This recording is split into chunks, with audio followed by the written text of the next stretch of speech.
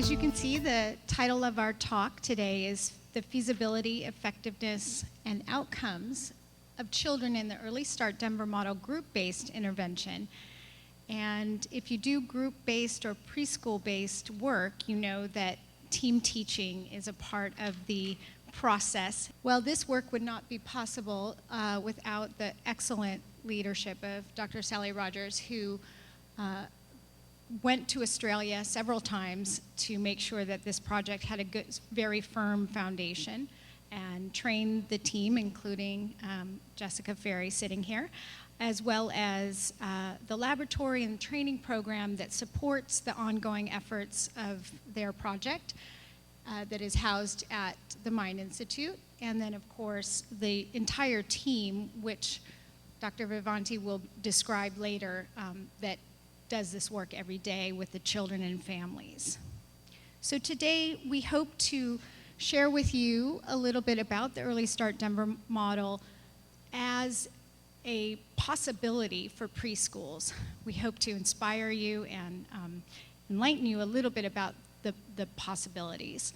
Dr. Vivanti will be sharing new and exciting effectiveness data, and then also learning profiles and individuals' differences of children who participated in the programs. So the Early Start Denver model is a comprehensive behavioral early intervention program that was developed for the youngest children ages 12 to 48 months. It is both a developmental curriculum as well as a set of very specific, very well-articulated teaching practices. And as most of you know, the Early Start Denver model is manualized. And so there are two books that I'm illustrating here, the teaching practices and the developmentally sequenced curriculum came out first, and that was really the start to help professionals understand the theory of the Early Start Denver model as well as the practice of the Early Start Denver model. And that is the book that most of us started with. The parent manual is a very important book that came out a few years later, which is really intended for the parent audience. Parents are incredibly important to the practice in ESDM, as they are really at the helm or the leads in terms of determining the goals and priorities of the intervention for their children. They are included in all meetings and all activities that surround their children, whether that's in the home intervention and also in our group-based approaches as well. So one myth, I think, is that if a child goes to preschool, that the parent is less involved in that process or that experience, and that's not the case in our program, and certainly that wouldn't be consistent with what would be appropriate for toddlers. Parents are very much needed and included in setting goals and priorities for learning objectives and helping to monitor the progress and helping us understand how children are generalizing skills across everyday settings. And so we utilize the parent manual in our group-based programs for helping parents to understand the principles and practices of the Early Start Denver model, really as a curriculum to teaching and coaching parents on utilizing the ESDM. So parents are learning these strategies that are being implemented in the classrooms alongside of the staff. So if you know about the Early Start Denver model, and I'm not going to spend a lot of time on this because there are wonderful lectures that you can attend, like our pre-conference that we held yesterday that introduces this in much more depth. But just to highlight that there are core symptoms that are targeted in the Early Start Denver model that I think are important as we're thinking about young children and we're thinking about preschools. And so those are listed in terms of imitation, social orientation, joint attention, positive emotion, and communication. So these ideas of, these are the key areas that are thought about and practiced in joint activity routines in the Early Start Denver model to create opportunities for children to engage in rich social learning that occurs all day long. So why would ESDM be chosen for a preschool? Well, we feel it's a natural fit, and actually, this completely makes sense if you know the history of the Early Start Denver model, developed out of the Denver model. And the Denver model was developed in preschools. It was a preschool curriculum. And so from the beginning, Dr. Rogers and her colleagues were thinking about everyday experiences of children in classroom settings. And so therefore, when the Early Start Denver model was manualized, she spent some time in the manual in chapter 10, articulating some of those experiences and giving suggestions for practice. And so right from the beginning, her vision, the vision of the Early Start Denver model, was to have it be available for wherever children are.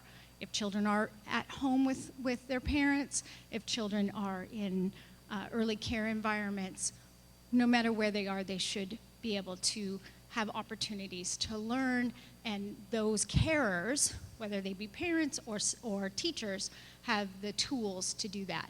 And so the Early Start Denver model makes sense for preschools because it has a developmentally sequenced curriculum. The curriculum covers all areas of development. As I said, it's a comprehensive model, and it's sequenced in such a way that it allows for children to grow and progress through the natural developmental sequences you'd expect in typical development. It's also focused on play and natural everyday activities that children experience. And so there is no requirement that you have specific materials or specific environments that would be unnatural or require something different than would be necessary for any child to learn and grow. So the Early Start Denver model is going to fit inside of a preschool that has lots of play materials, lots of playful carers, an outside space. All of the activities that are encouraged in the Early Start Denver model are going to fit within a high quality early environment for young children. As I've said, it's intended for our youngest children, and the truth is that our youngest children are in early care environments, and we know from the research that this can be a very positive thing for their development. And so it is an appropriate practice for those youngest children, those toddlers who might be in child care settings, as well as the younger preschoolers. I think I mentioned the naturalistic part of it. The Early Start Denver model also has the clearly defined principles that help the staff understand how to teach young children with ASD. And I think that's particularly important as we think about how children learn. There are specific practices to follow. And so when a teacher is wanting to create a rich environment for the child with ASD, they have a guidebook. And this is actually how this team at La Trobe University started. They started with the manual, they started with chapter 10, and we're going to take you a bit further in their development, but that's how they started. I'm going to invite Dr. Vivanti up to talk a little bit about this idea of the social versus medical model. Yes, thank you. And I put this in the slide because sometimes I get a comment from colleagues. They say, why would you do treatment in a preschool. Treatment is something you do in hospitals. Treatment is something that sounds like something you do in a clinic. Why a preschool environment? And of course, we believe that preschoolers with autism don't need to be in hospitals, don't need to receive treatment in specialized clinics. They need to enjoy the same social and learning opportunities that the children without autism enjoy. And what typically developing children do when they're toddlers is to go to preschool. This is why we believe that our program is consistent with the social model. And the social model of disability is a model that looks at children with special needs as children who have barriers, that there are some obstacles to their opportunity to fully enjoy the rights and the opportunities that children without special needs do enjoy. Which is different from a medical model. Well, the typical medical model implies or involves the idea of curing deviations from normality. So what we want to do is not to cure deviations from normality.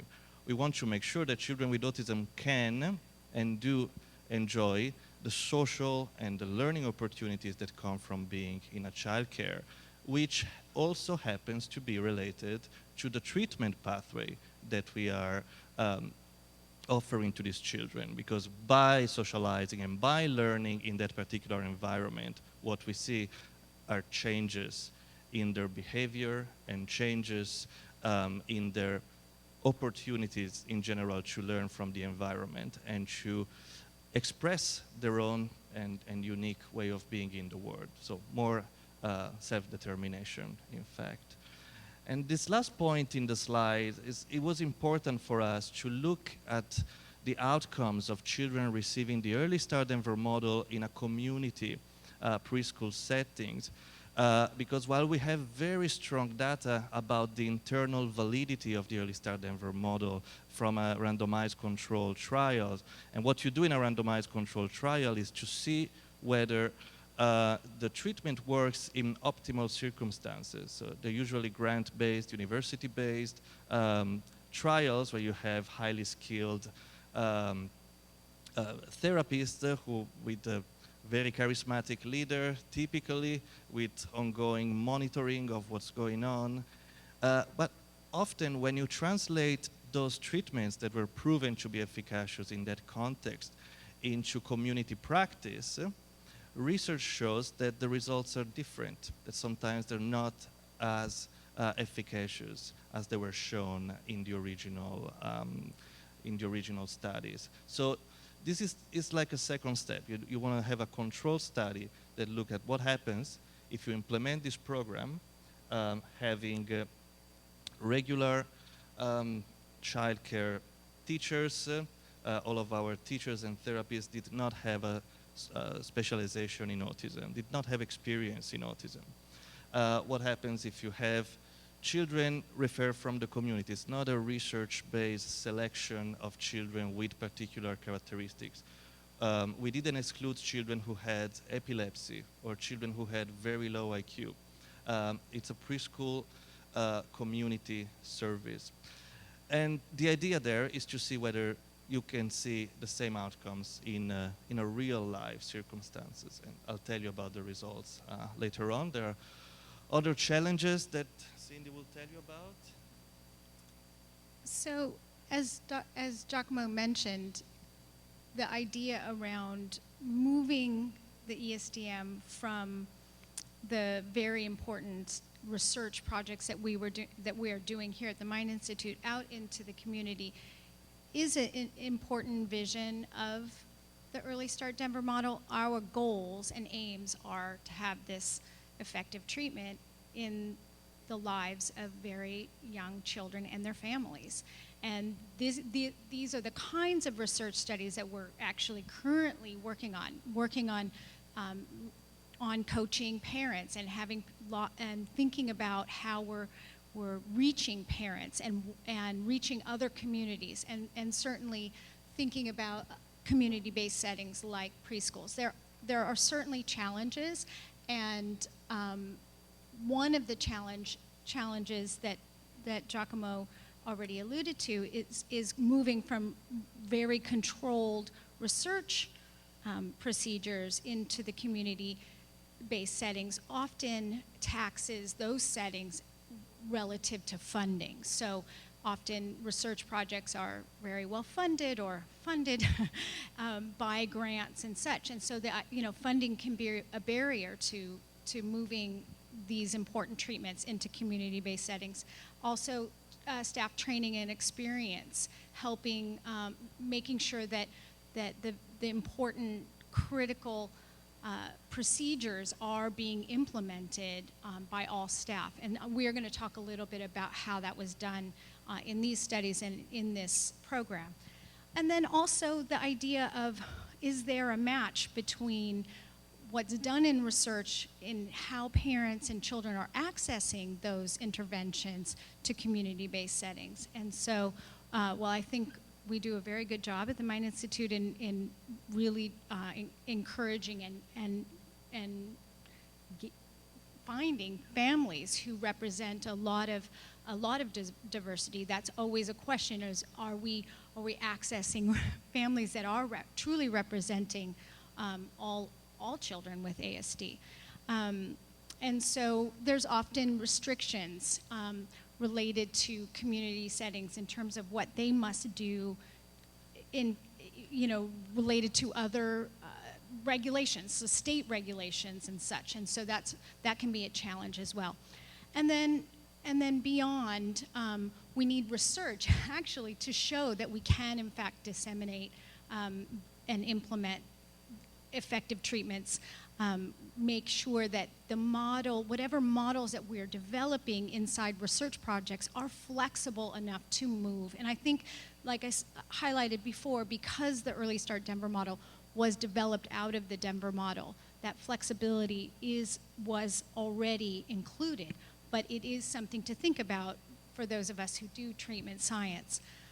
And then I'm just going to say that once you do, in fact, implement an effective treatment inside a community-based setting, it's really important to have that ongoing collaboration and ongoing coaching. And so actually, both Giacomo and Jess are here as part of ongoing training that they're receiving in parent coaching and other things that are being done in the Mind Institute, and we're often going there. And I think that collaboration is really helpful to making sure that that it's still working for those children and families. So I want to talk a couple minutes about the flexibility of the model before we go into the research data. And what I'd like to highlight is that although we're going to be describing a particular program that is housed inside of a child care setting, we are learning from lots of other programs that are starting and who have started implementing the Early Start Denver model in a variety of different settings in a group-based way. So the Early Start Denver model does not have to go into a child care program. It can, and that's what we'd like to show. But it also can be utilized in a clinical setting where the aim is to have groups of children come.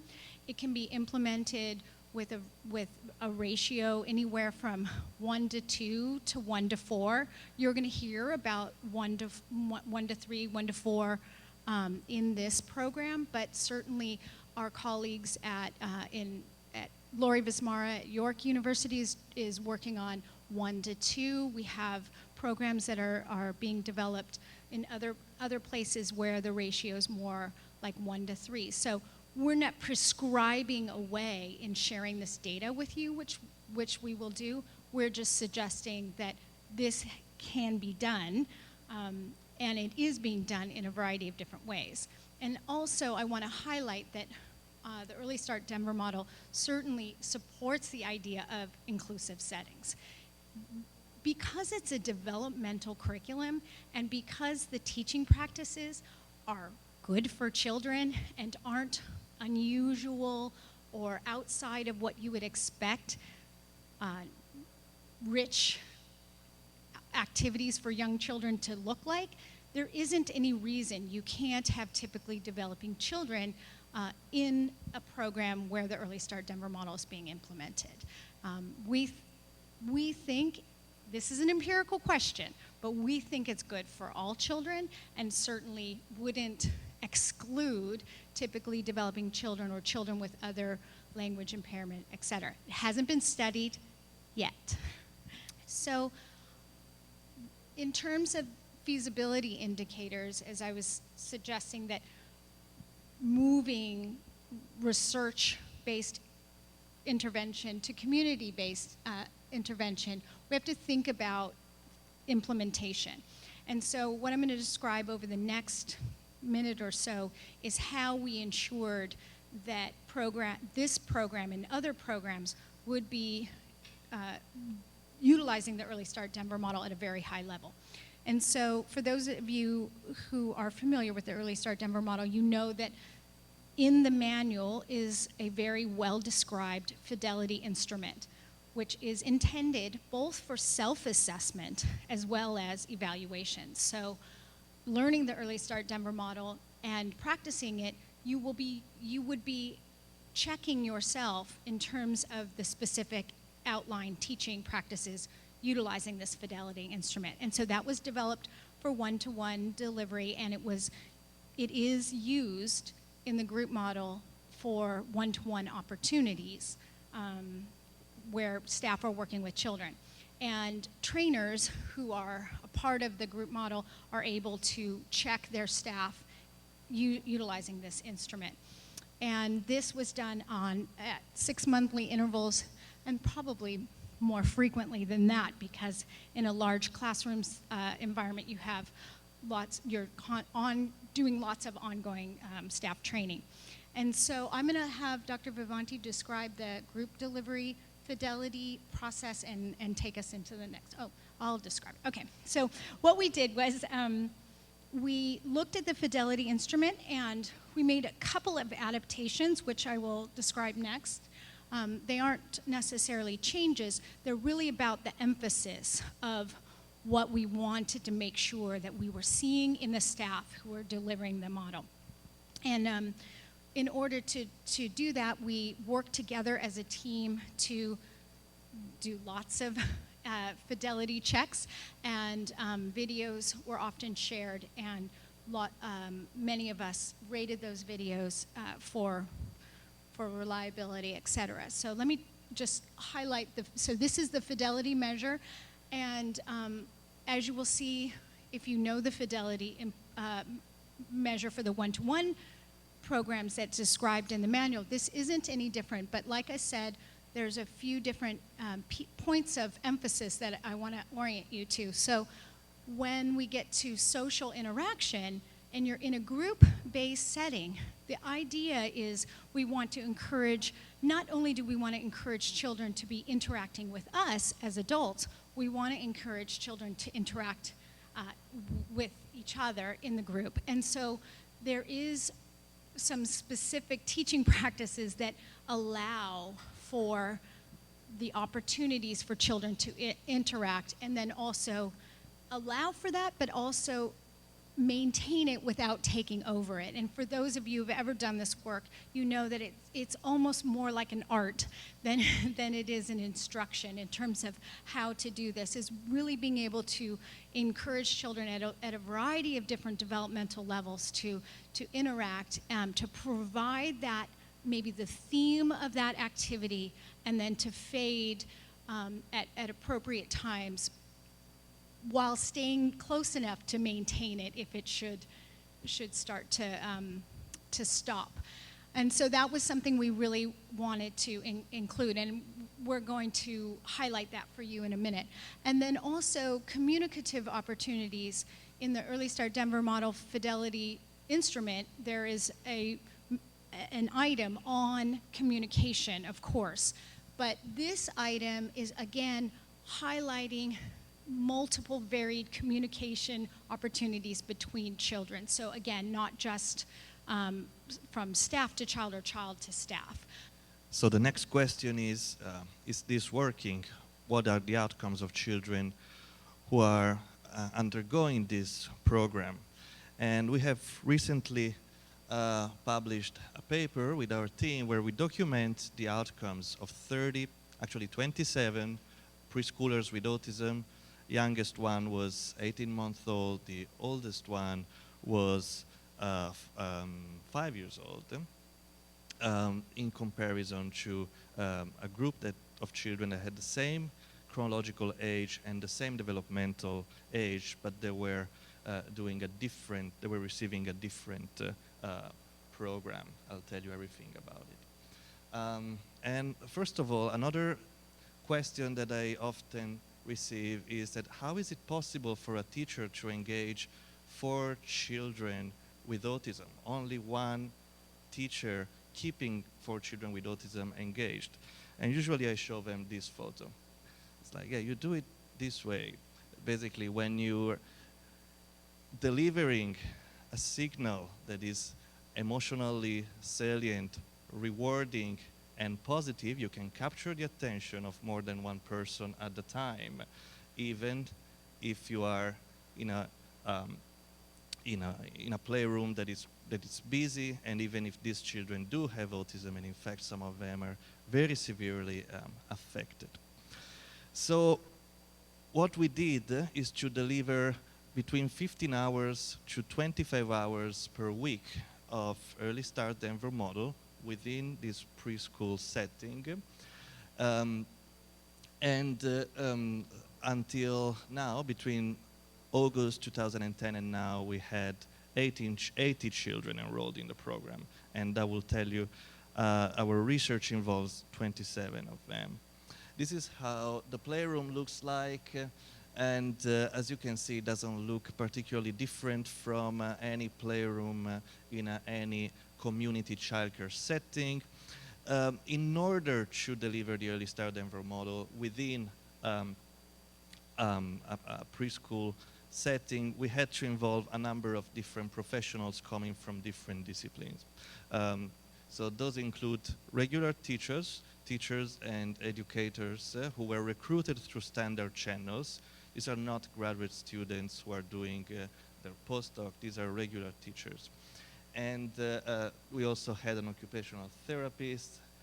We also had a behavior analyst on board, speech and language pathologist, and a psychologist. And we also work in collaboration with the Royal Children's Hospital and pediatricians there, but we're not involved in the delivery of the model.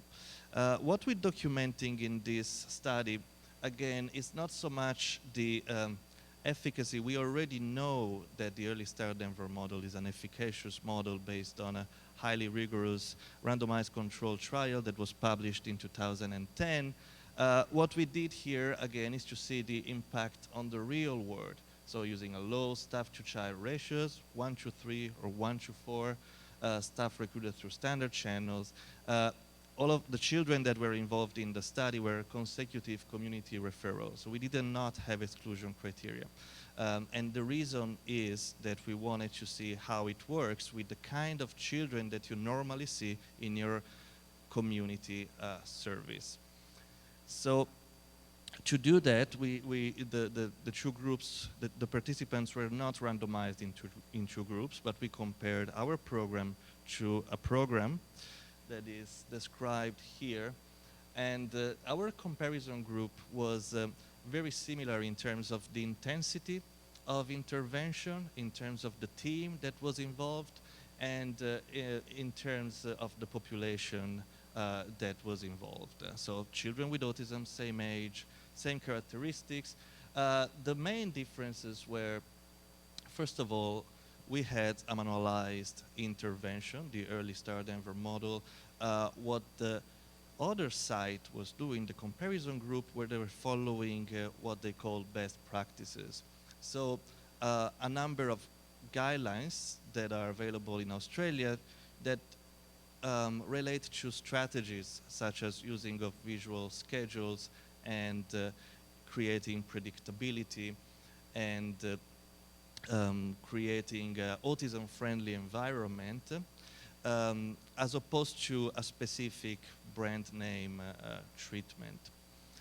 So if you look at the two groups, what is really different there is that the therapists and the teachers in our program not only had guidelines on what to do, but we had tools to make sure that they were delivering the therapy in the way it is intended. While in the control group, because they did not have specific guidelines on what to do, they did not have a system to ensure that they were delivering the therapy the way it was intended. Another important difference is how often new goals were set for our children. So in the ESDM group, like in any ESDM context, we had new goals every 12 weeks. While in the comparison group, that will happen with 2 or 3 goals were set every 6 months.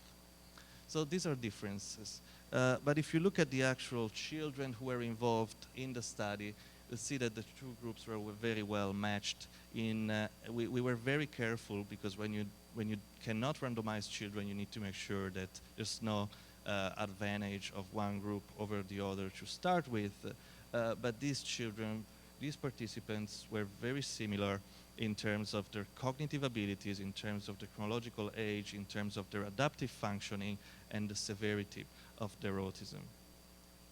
We had 3 primary outcome measures. The first one is the Mullen scale, which is a measure of developmental quotient and cognitive functioning, basically. And what we saw is that if we look at our 27 participants and the 30 participants in the comparison group, children in both groups made very significant gains. However, gains in the ESDM group were superior compared to the gains in the control group. Children in the ESDM group gained 14 DQ points in 12 months, while children in the control group gained 7 DQ points in 12 months. So the developmental rate in the ESDM group was twice as the one that we observed in the comparison group. If we're looking at the Vineland adaptive behavior composite score, we see that both groups improved in their adaptive functioning compared to baseline, with no advantage of one group over the other. And we didn't see changes in the overall ADOS calibrated severity score. And this is the score that involves both the social affect component and the repetitive behaviors component. However, there was a difference from pre to post if we only looked at the social communication component. Where we did not see changes was the repetitive behaviors. And I will comment on this quickly. So if we're looking at the secondary outcome measures, we look at the subscales of the Mullen, and what we found is that the most striking differences are here in the receptive language, where we can see that the two groups were very similar to start with, and they actually had pretty low scores. And the children undergoing ESDM therapy, they gained 20 DQ points in receptive language, while children in the comparison group gained 10 DQ points in receptive language. So both groups improved. All children involved in this study did improve their receptive language ability, but there was an advantage. There was superior gains in the children who were receiving early start Denver model. And this is very good news because receptive language is a well-known factor associated with better outcomes later on. Children with better receptive language do better later. So we were very pleased to see these differences in this particular scale. I mentioned already about the changes in the ADOS social affect. I would like to point out that the lack of changes in repetitive behaviors in this group age needs to be framed in the context of research that shows that the natural history of repetitive behaviors in autism is that there is some kind of escalation. Repetitive behaviors tend to increase. There's not only this paper, but 2 more papers showing that children who are not involved in specific interventions, but just big cohorts of children with autism, what you see, it's an increase of repetitive behaviors over time. So this is an example where it's possible that what treatment does is to prevent de-escalation. So a lack of change might not reflect a lack of treatment effect. However, with this present sample, it's not. It's still not possible to come to this conclusion, and this needs to be studied when we'll have some kind of normative data, some kind of data on what is the natural history of repetitive behaviors in huge samples. We were also very interested in individual differences in gains, and these are the amount of month in terms of age equivalent scores that each individual child gained in the 12 month. So a child who is here is a child who gained 12 months in 12 months. So this is the developmental rate that you expect in typical development. And we see that if you look at each different child, you see a very obvious and remarkable heterogeneity in outcomes. Although the majority of children had gains that were more than what you expect, a developmental rate that is even more than what you see in typically developing children who do not, of course, receive treatment.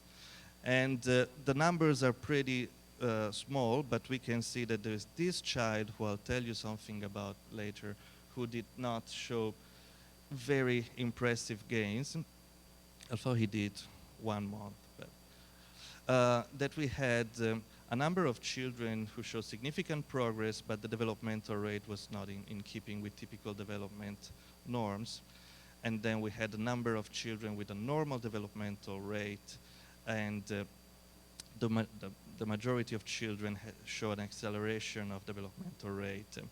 And we had 2 children who responded very quickly and very strongly to this program. And I'm going to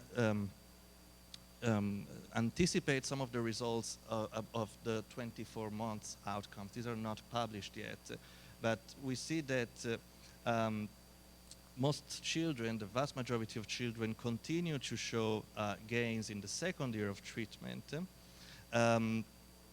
And with 2 children that showed some sort of developmental stagnation during the second year, but 38% of the children functioning in the normal range in terms of cognitive development after 24 months. And all children were verbal except for 1 at the end of 24 months. So it's 95% of the children with language. So one criticism that I got in a previous presentation is, why would you focus on DQ? Why cognition? Autism is a social disability. Why are you looking at cognition? Well, I was talking with Bruce Pennington about this concept of comorbidity, and the intellectual disability that you see in autism is an intellectual disability of a different nature of what you see in children who have, for example, Down syndrome. And this is pretty clear when you look at the research literature on treatment. You target social symptoms and you see changes in IQ. And why is that? Well, we looked at different cohorts of data, and we have reasons to believe that by providing learning opportunities in the social domain, social learning opportunities, learning from other people, what you're doing is to providing the kind of input that the brain needs in order to go in the typical trajectory. And DQ is also very important, because if you look at the amount of, these are the costs, the annual costs of children with autism with intellectual disability on your left, and children with autism without intellectual disability. So when you're moving children from this column to this column, what you're showing is that you have, when you have children who have autism but don't have intellectual disability, these are children who require less expenses it's not about saving money, but it's just show that these children have less needs, which means more independence, which means more self-determination, which is what we want to see. In terms of the ADOS, if we're looking again at group differences, we didn't find a group difference, but if we're looking at the individual trajectories in our children, we had 2 children who showed no or minimal evidence for meeting criteria with autism, of autism, sorry, after 24 months. These 2 children were very different to start with, but at this point, independent clinicians were not able to see any sign of autism. Clinicians who were not aware of the treatment or previous history or so on. Now, going back to this issue of individual differences, why is it that some children had this very quick response, and why is it that some children had a slow response? I thought they all learned something, and the vast majority learned a lot. I'm still interested in understand why you see 2 children who look very similar when they start the intervention, and some of them have a very quick response immediately, and some others require more time. And we recently published a paper with Sally Rogers where we're looking at some of what we consider the ingredients that underlie learning in typical development. And we believe that understanding the mechanisms that promote learning in typical development, we can understand the individual differences in learning in children with an autism spectrum disorder. And the reason is that if we're looking at how do children without autism learn when they're preschoolers, when they're toddlers, there are some important processes that always emerge in across different studies. And one has to do with spontaneous play. So to give you an example, typically developing children are more likely to learn from a playful partner compared to a neutral partner. This has been replicated many times. There's something called motion ease, which is a way to move your body and your actions when you're talking with children that gets children to pay attention and to imitate. And if you repeat the same sequence of action in a neutral way, not in a playful way, typically developing children tend not to imitate. So this response, this implicit response, this is not verbally mediated. This is an implicit response to playfulness. And it's definitely an ingredient that is associated with learning in typical development. Imitation is also very important, but spontaneous imitation is particularly important. And the ability to organize actions and perceptions around goals. Goals give you a framework to understand what's going on. If you see me doing this gesture here, you're not seeing a hand approaching a bottle. You see a goal-directed actions. It has meaning, it's projected into the future, and I don't have to memorize a complex pattern. It's only one token, it's grasping. And when this action is happening and the meaning is clear for 2 people, it becomes a shared situation, a shared framework, and that enables learning. So based on this research data, we looked at whether, if you look at these different factors, the play or playfulness and spontaneous imitation and social attention and anticipating goals, understanding goals, it might be that children who are different, who have different levels of these ingredients, different levels of abilities in these areas, respond differently to the learning opportunities that we provide through treatment. And what we found is that in our cohort, the children who will benefit more from the ESDM are those who display more spontaneous functional play, more spontaneous imitation, and more of this looking at the target before you actually hit the target in situations where they have to understand what is going to happen next. However, the main predictor of outcomes when we collapsed our children with the children in the other group, and when we also looked at this bigger sample, was the severity of autism symptoms. And this is still true also for children in our sample. So children who are more severe, severely affected were the ones who were showing a poorer response or a less evident response. However, all of these factors are highly correlated to the severity of autism symptoms. So we want to improve our ability to understand treatment-related change. What is happening when children are changing? What are the mechanisms?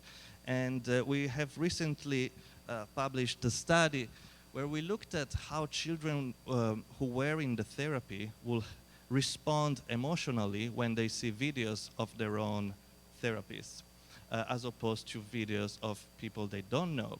And what we did is to look at the pupil size of children when they were looking at their therapist, because when you have an emotional response, when you feel emotional connectedness with people, your pupil dilates. When you're in love, you have big pupil. I learned that through physiology, but it's true. We did this experiment where we had children in the ESDM group looking at their therapists. They were looking at Jess, they were looking at other therapists that they love, and then people they didn't know. And we compared their responses to typically developing children who are also looking at familiar people versus people they didn't know. And what we found, and it just came out, is that children with autism were abnormal in the way they were responding to unfamiliar people, people they didn't know. They had no emotional response, while typically developing children did respond emotionally, even to people they didn't know. But they had a pupil dilation, a normal response when we compared their pupil reaction to typically developing children when they were looking at their therapists. In other words, their response to their therapist was the same that we saw in children without autism. So they were abnormal in the way they were responding to people they didn't know. They were normal in the way they were responding to the therapist.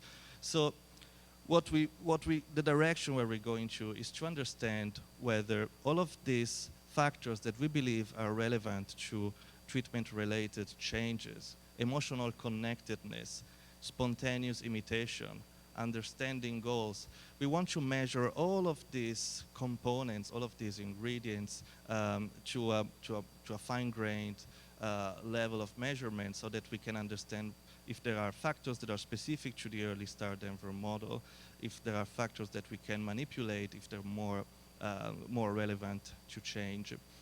And ultimately, all of this that we're doing in a research setting the objective is really to add to the knowledge base of what is happening when these children learn all of the things that they're learning at the brain level, at the physiological level, and of course at the behavioral level. And again, when there is a change in behavior, of course it reflects changes in the brain. And this is the future. This is where we're going towards. And finally, we need to thank so many people that there's really no much time to mention them one by one. But this is it was a team effort, and we couldn't have done it without all of these people. And I think we'll stop here, and thank you for your attention. The UC Davis Mind Institute was created in 1998 with a promise to find cures for neurodevelopmental disorders. Every day, our physicians and researchers come closer to fulfilling that promise. Their groundbreaking research on autism, Fragile X syndrome, chromosome 22q11.2 deletion syndrome, ADHD, and other brain disorders are helping children achieve their fullest potential. Please visit our website to find out more about current studies, upcoming events, and how you can help make a difference.